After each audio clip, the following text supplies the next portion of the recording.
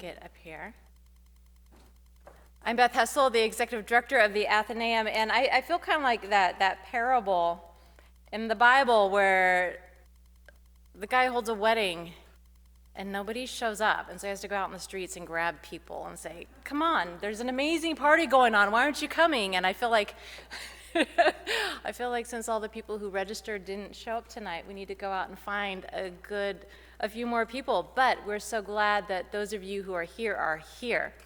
One thing we found at the Athenaeum as we are experimenting like everybody is in this crazy time of uncertainties is that whether we are 10 people or 75, we always have great conversations.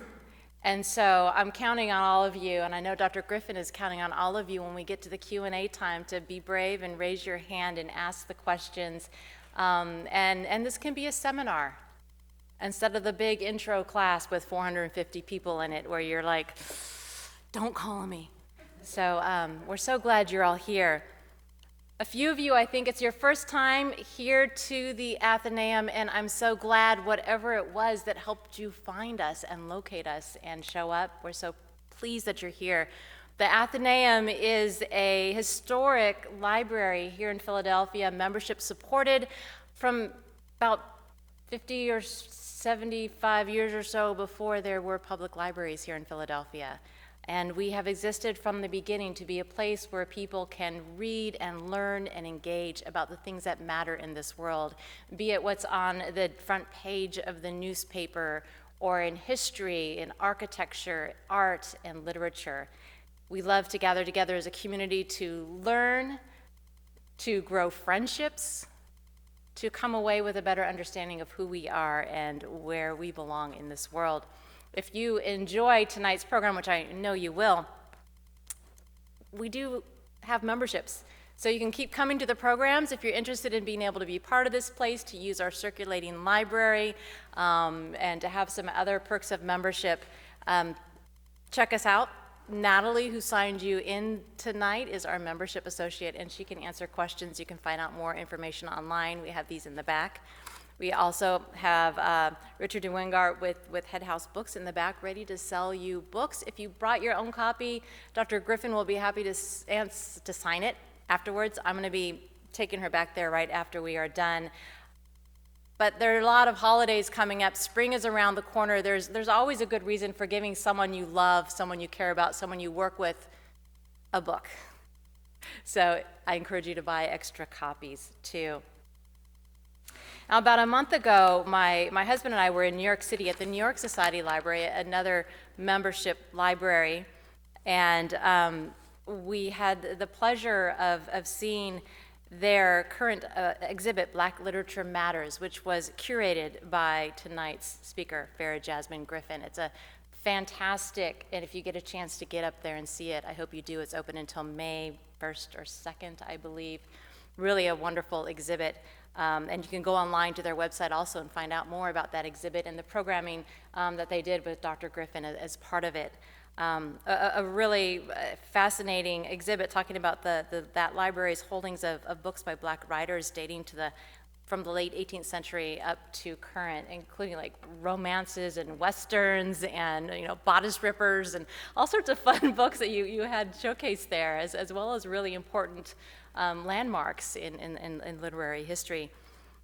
Dr. Griffin is a very talented writer and teacher.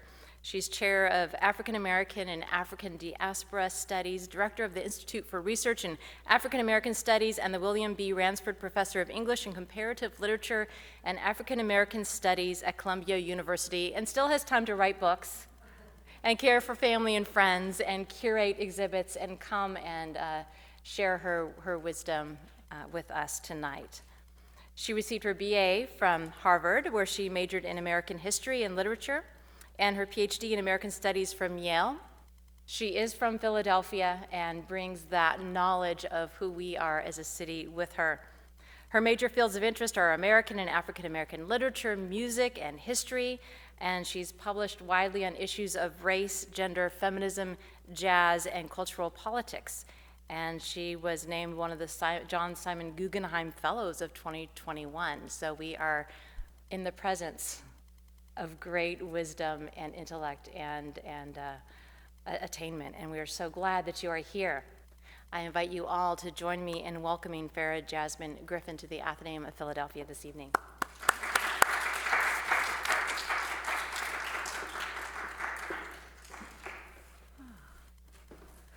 Thank you all so much for coming. I've been watching the weather since 4 o'clock this morning and thinking, oh no, it's going to keep people away. So I'm glad that it has not kept you away, and hopefully it won't be so bad and it'll start after we're all done here.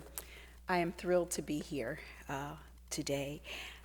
I've been longing for the opportunity to share my new book, Read Until You Understand, with a Philadelphia audience, because this book is in many ways, it's many things, but one of the kind of most consistent things is it's a love song to the Philadelphia that I grew up in the 70s and 80s. I left for college in the early 80s and came back, and then I actually came back after graduate school, and my very first job, I started my career at University of Pennsylvania, where I taught for 7 years before moving to Columbia.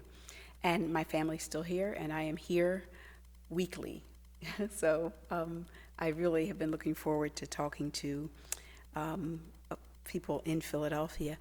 And because it's, I identify this book so much with the city, I chose to have my book launch hosted. It was virtual.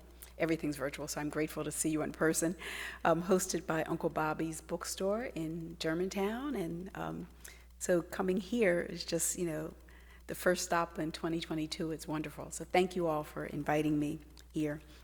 So tonight I'm going to share some portions of the book, particularly one portion that focuses on 19th century Philadelphia and a figure who made her home here, her home base, even as she traveled throughout the country, Frances Ellen Watkins Harper. I'm going to talk about Harper, but before that, I just wanted to give you a little background on the book itself, and then we can delve right into that and leave plenty of time for question and answer so that we can talk about whatever you want to talk about.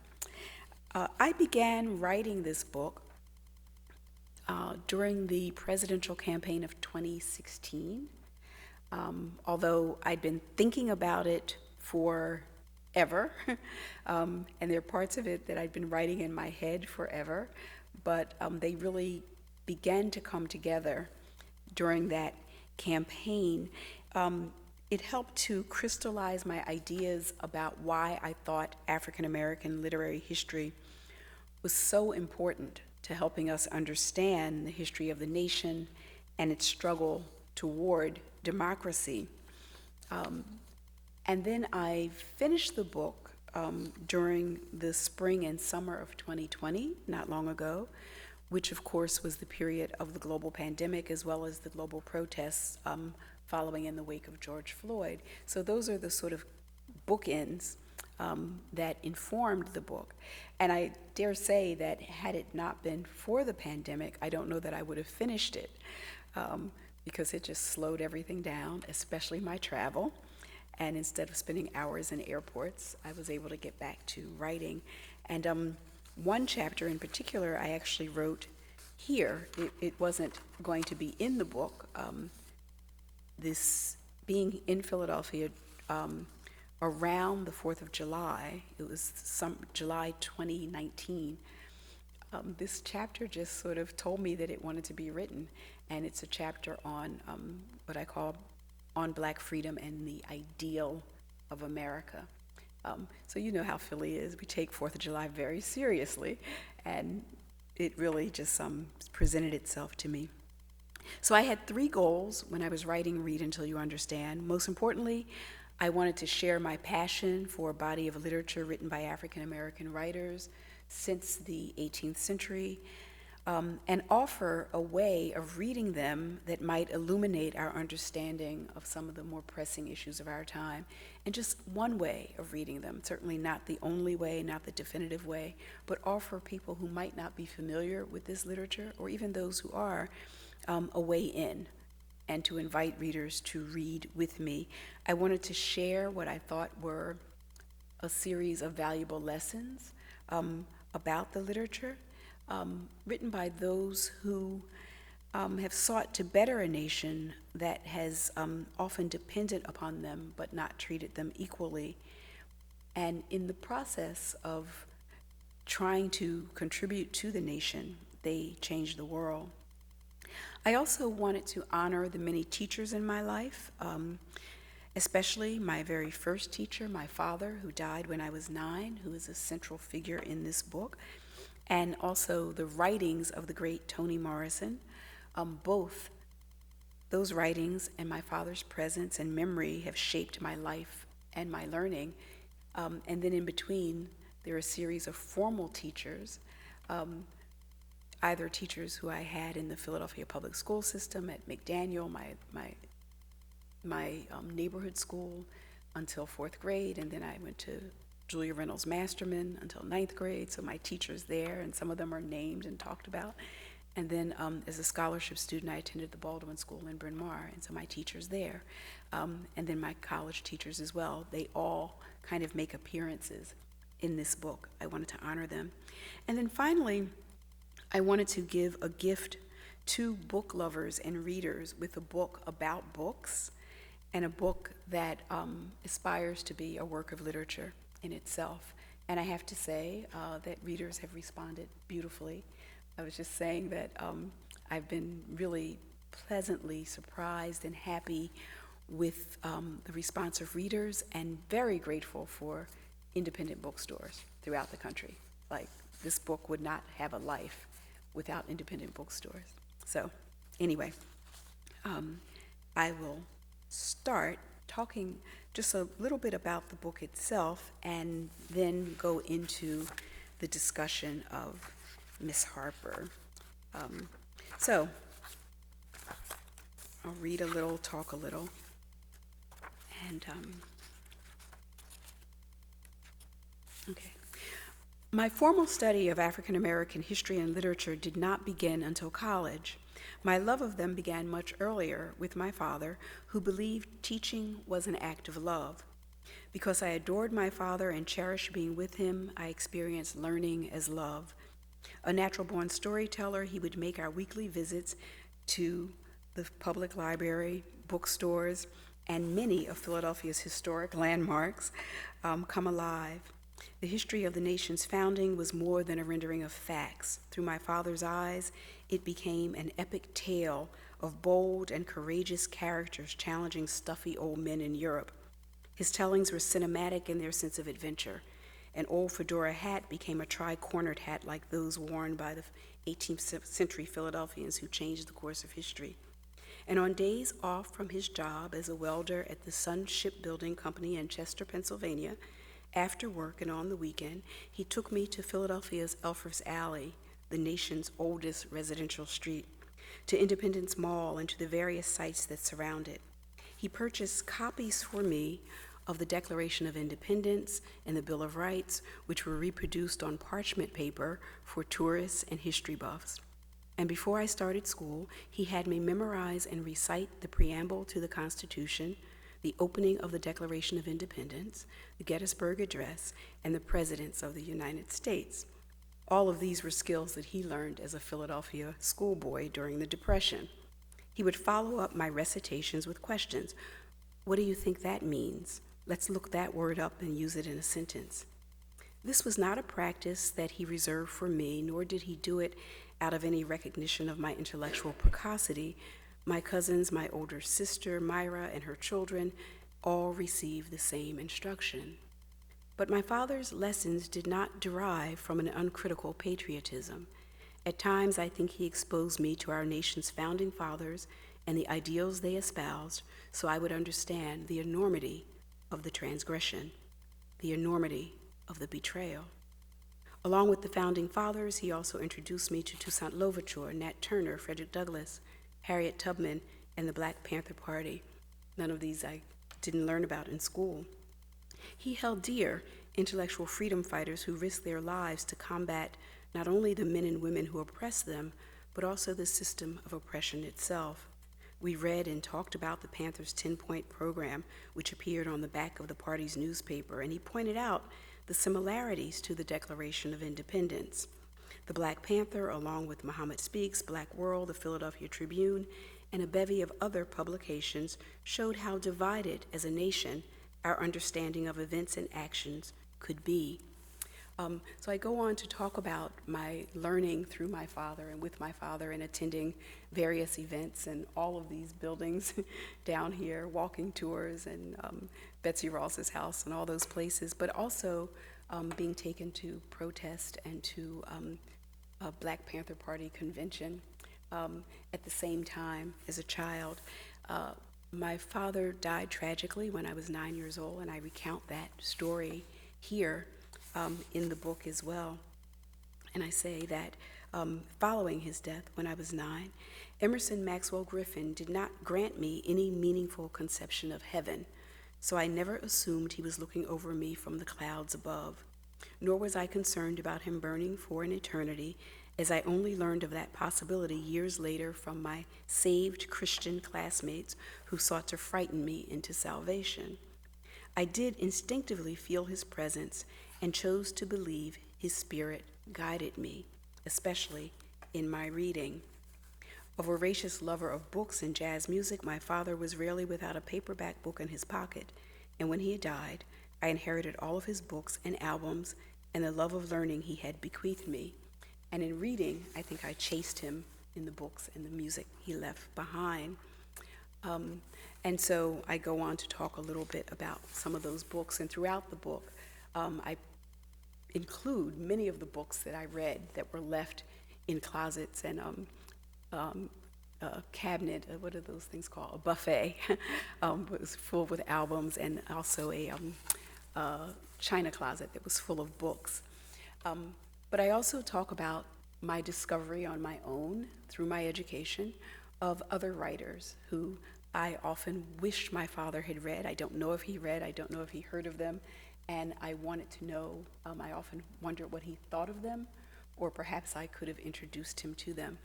And one of the things that one of the writers who I discovered when I was in college, I never heard of before I got to college. And my father, although he taught me all of this about Frederick Douglass and Phyllis Wheatley and all of these historical figures, there were figures who were right here in Philadelphia that he didn't teach me about. And so I often wondered if he knew, and in all likelihood, in the case of this one writer, he probably did not know her. And that's Frances Harper, and we actually have Corinne Fields, one of a scholar, Harper scholar here, so Corinne knows as much, if not more, than I know about Harper.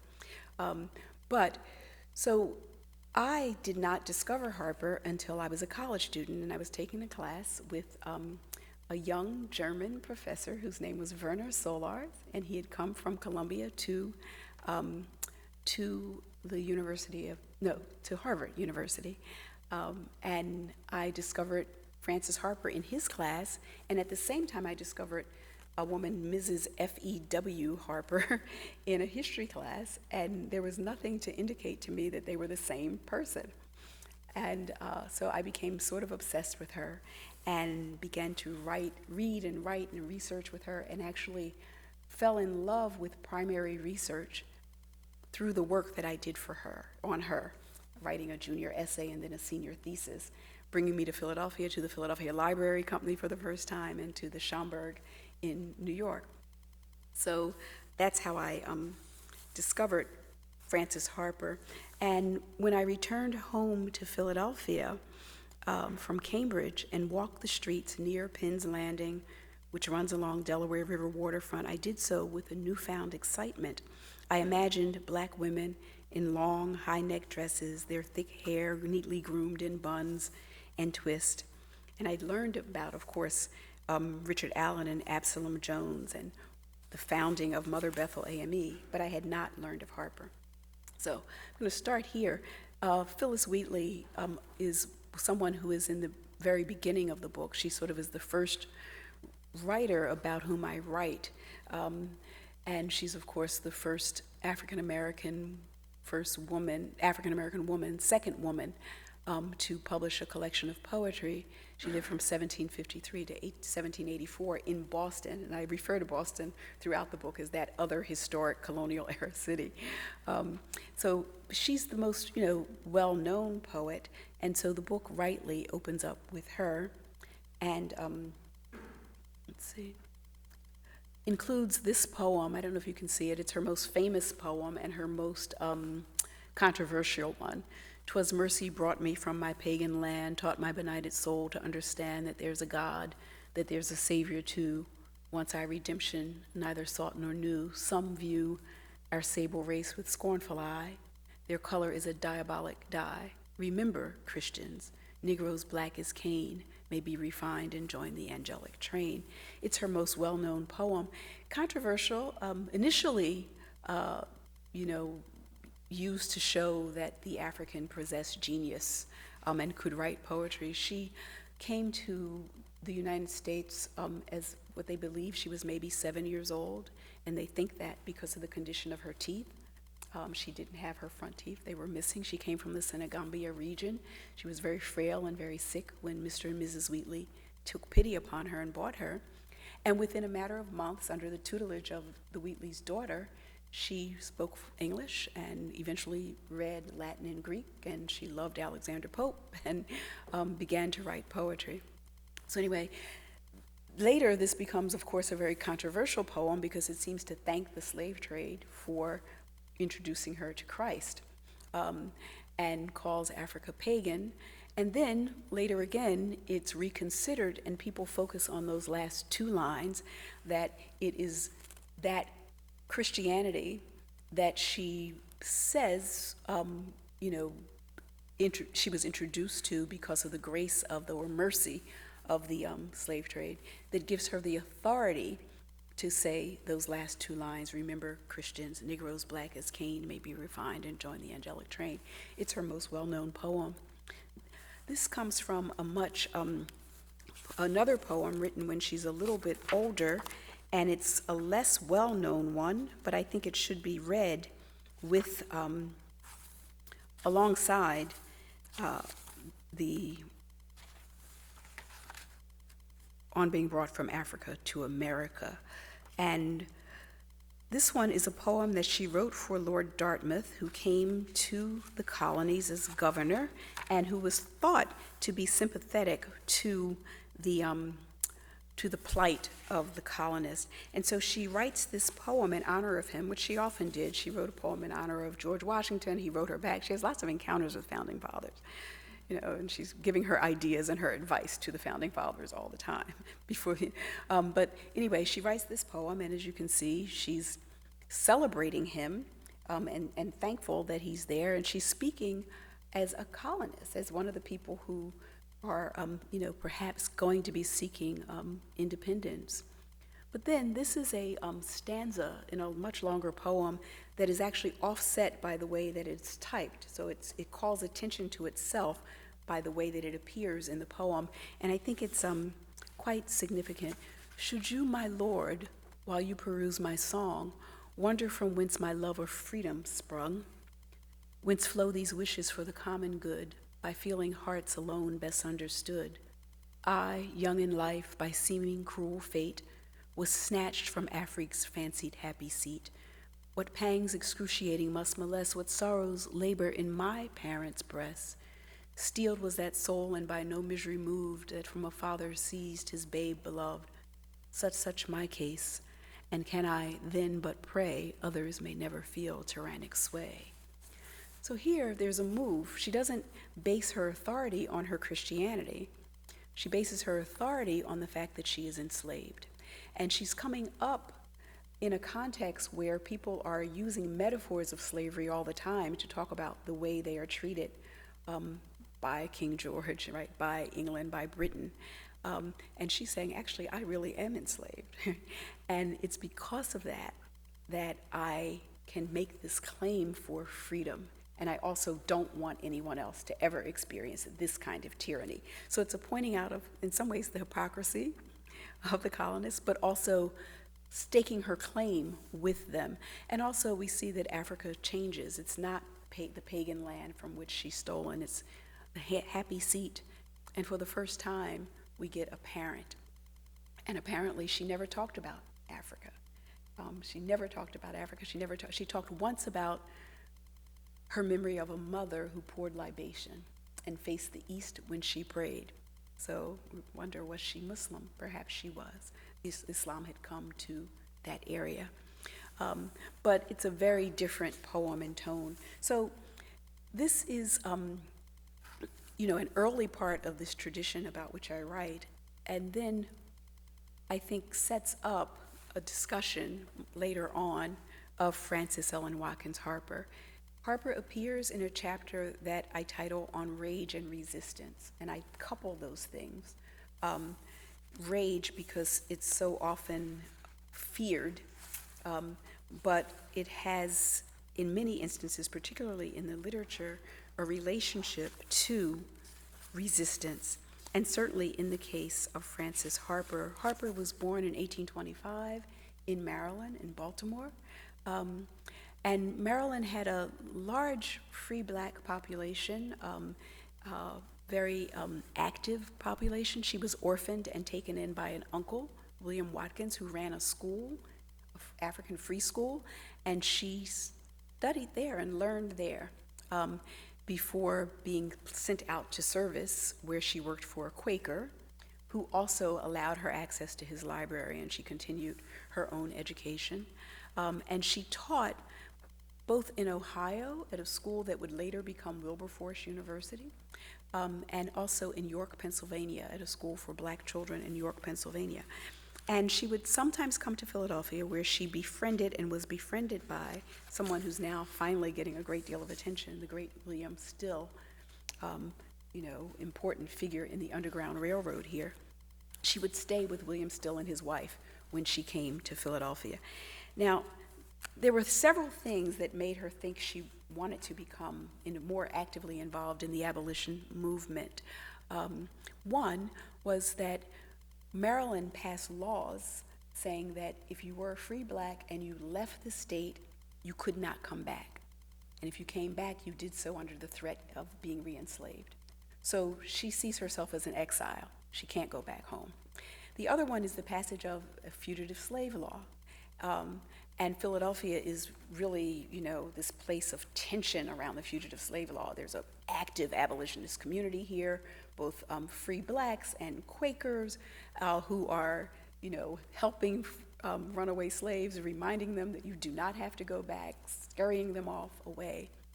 And so when she's visiting the Stills, she's sort of caught up in that heady moment. But there's one case in particular that really bothers her, and she says that that is the case that that really, makes her change her mind about what she's doing. She's a teacher at the time. She's teaching reading and writing, and she's also a seamstress teaching sewing. So I just want to find this case.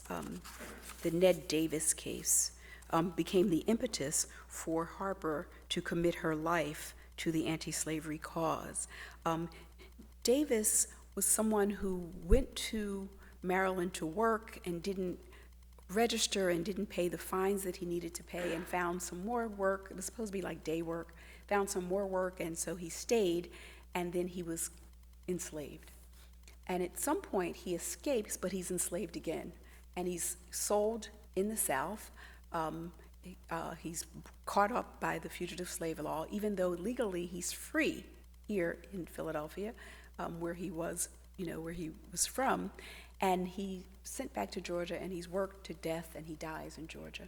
And Harper says that she sort of stakes her activism on his grave. So in 1852, she wrote to William Still about her growing depression and restlessness. She wrote, "What would you do if you were in my place? Would you give up and go back to work at your trade? There are no people that need all the benefits resulting from a well-directed education more than we do. The condition of our people, the wants of our children, and the welfare of our race demand the aid of every helping hand, the Godspeed of every Christian heart." Here we have a young woman who wanted to use her gifts and talents in the service of her people, of people in need of education. She had chosen a vocation deemed fitting for her sex, teaching children, and a trade, sewing, that could bring in steady income. And yet she wanted more. Lacking a big enough arena to act upon her passion for justice, she had fallen into despair and was requesting the guidance of a trusted friend and mentor. The Ned Davis case became the impetus for her to make that decision. And she gives up teaching, moves to Philadelphia, relocates to Philadelphia, and becomes probably the most well-known woman on the abolitionist circuit, sharing stages with Henry Highland Garnett and Frederick Douglass. She's a poet. She's a published poet. She's probably the most well-read poet. She's like, like the way people are buying Amanda Gorman right now. So she's sort of a precursor to Amanda Gorman. And she would give these speeches, and she would always include her poetry in the speeches. And it was political poetry. It was poetry, abolitionist poetry. At one point, she writes a letter to Still, and she includes a snippet of a poem that would become one of her most well-known. So in the letter to Still in 1858, she writes, let's see, I think I have it here. I might be so glad if it was only so that I could go home among my own kindred and people, but slavery comes up like a dark shadow between me and the home of my childhood. Well, perhaps it is my lot to die from home and be buried among strangers, and yet I do not regret that I espoused this cause. Perhaps I have been of some service to the cause of human rights. I have lived in the midst of oppression and wrong, and I am saddened by every captured fugitive in the North. And she includes a little snippet of a poem, Make me a grave where'er you will, in a lowly plain or lofty hill. Make it among earth's humblest graves, but not in a land where men are slaves. It would become one of her more well-known poems, Bury Me in a Free Land. It's a ballad. There's the first stanza. I'll just read through it quickly. I could not rest if around my grave I heard the steps of a trembling slave. His shadow above my silent tomb would make it a place of fearful gloom. I could not rest if I heard the tread of a coffle gang to the shambles led, and the mother's shriek of wild despair rise like a curse on the trembling air.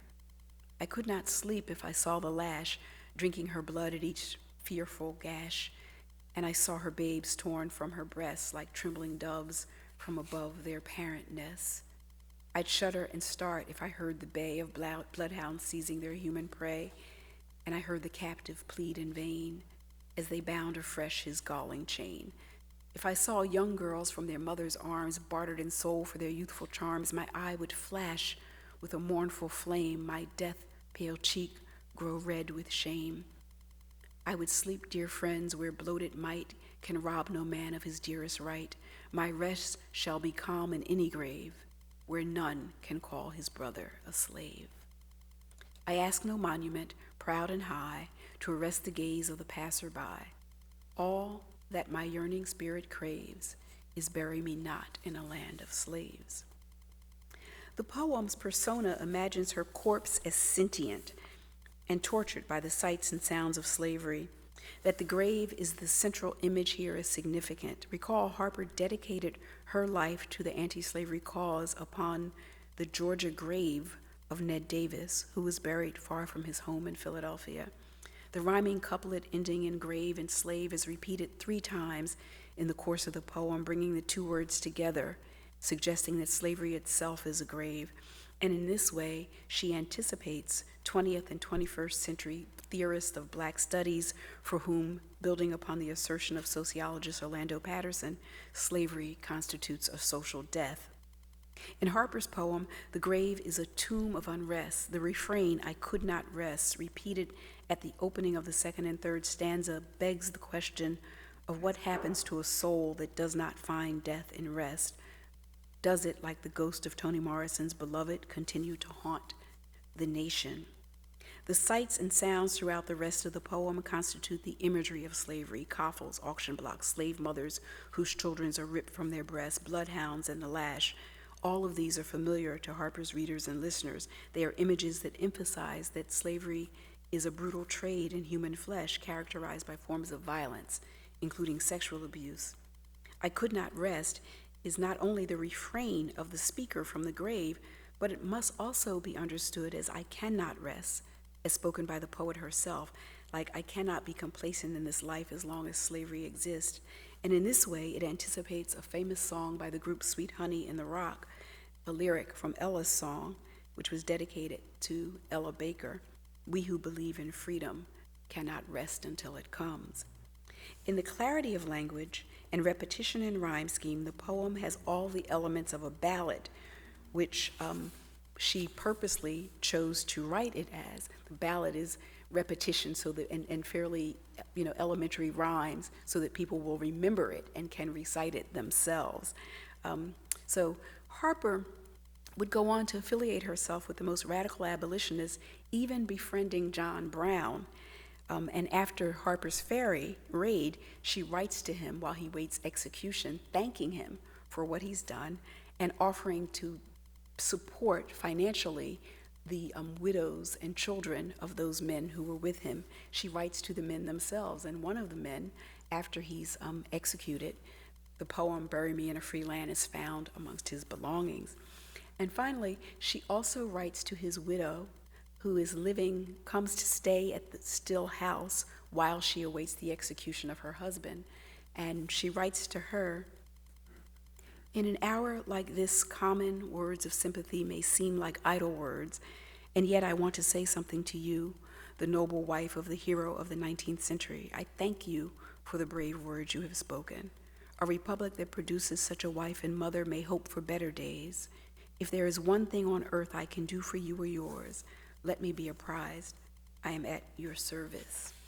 And she actually comes to Philadelphia to stay with Mary Brown until the execution. So Harper would go on to have a long, distinguished career, even after the Civil War, going south to teach the freedmen, writing a series of poems in the voice called the Aunt Chloe poems. And they're written in the vernacular, and they're written in the voice of a black freedwoman whose, vernacular English belies her wisdom, her political wisdom, sophisticated political wisdom. She would go on to write what was for a long time thought to be the first novel by a black woman writer, Iola Leroy. We've since found a couple of other ones before that, and become really important in the suffrage movement and in the temperance movement, continuing to be involved. And finally, she would die in Philadelphia in 1911. So, although Harper spent her life on the road, in 1870 she purchased a house in South Philadelphia at 1006 Bainbridge Street. That's my photograph, which is why it's not very good. But 1006 Bainbridge Street, a little over a mile from my childhood home. And from that base, she continued to write and work for the causes that would be important to her. In 1976, the year of the United States bicentennial, Frances Harper's South Philadelphia home was listed as a National Historic Landmark. There's the home, and there's the plaque, which you can walk by and see. Almost 20 years after this designation, in 1993, I returned to Philadelphia after completing graduate school to start a job at the University of Pennsylvania. And just as I moved that August, I was walking through, you might remember, Borders was on Walnut Street at that time, right there at 18th and Walnut. So I'd come from Borders, and I was walking through Rittenhouse Square, and I saw a familiar-looking woman sitting in Rittenhouse Square reading Audre Lorde's cancer journals. And it turns out it was the writer, Toni Cade Bambara, who had moved to Philadelphia and was so lovely and gracious and talked to me, just caught my eye and beckoned me over to her. She didn't know me. And we talked about writing and about slave narratives, which she thought were misnamed. She said they're freedom narratives, they're not slave narratives. But Bambara, I remember being struck that she was here in Philadelphia, kind of also part of this legacy that starts with, or that includes, Frances Harper. Bambara also wrote fiction about people who turn rage into resistance, especially in her short stories. And I have a section here where I talk about some of those short stories as well. And I think that what both Harper and many other writers about whom I write is they show the ways that Black rage, which is often so feared and swallowed, does not have to lead to destruction, either self-destruction or destruction of others, but can be organized into resistance. And so I'll just close with the chapter, and there's Toni Cade, Bombara. Before the rage, we are weary, we are hurt, we are fed up. In the same way that depression makes you tired, I just don't know how much more I can take kind of tired. Before the spark, before the straw, before the camel's back breaks, some of us become numb. Sometimes the rage has already been there, seething, turned within. Some internalize it in the form of self-destructive behaviors. Others project it onto our neighbors, classmates, spouses, partners, sons, daughters. Just beneath the bullying, the domestic violence, the corporal punishment, one might find the rage. What changes, what shifts when the rage is turned outward? This rage can also give birth to movements, and those movements in turn give birth to words, which in turn further nurture movements. Writers and organizers make poetry of the rage. They have been working, building, creating, envisioning, showing us how to live like the future we are hoping to build is already here. So I'll stop there and open it up for conversation, questions, comments, thoughts, whatever you might have. We have time.